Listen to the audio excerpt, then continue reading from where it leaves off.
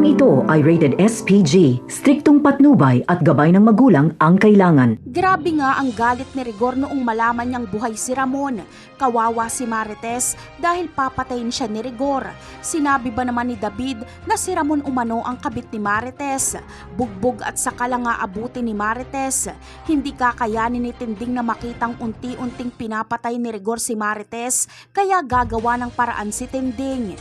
Kinuha niya ang baril ni Rigor at nagpaputok ng isang beses. Sunod ay itinutok ito ni Tinding kay Rigor at sa tindi ng galit ni Tinding ay papatayin niya daw umano si Rigor. Tumigil si Rigor at itinaas ang kanyang kamay at dahan-dahan siyang lalapit kay Tinding.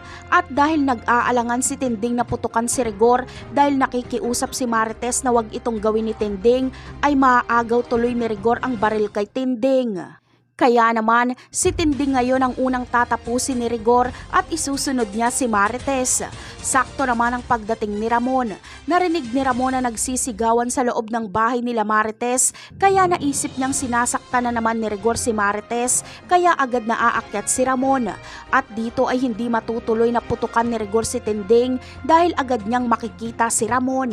Magkakabarilan na. Sa pagsilip ni David sa bintana ay makikita niyang napakarami nila Ramon, kaya mas pipiliin ni David at Rigor na tumakas at sa bintana sila dadaan.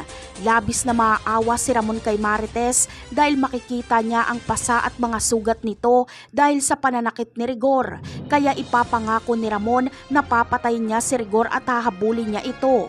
Sunod naman na darating ay si Tanggol. Makikihabol din siya at si David ang kanyang pakay. Napakarami pa nating dapat abangan sa mga susunod na episode. Paalam!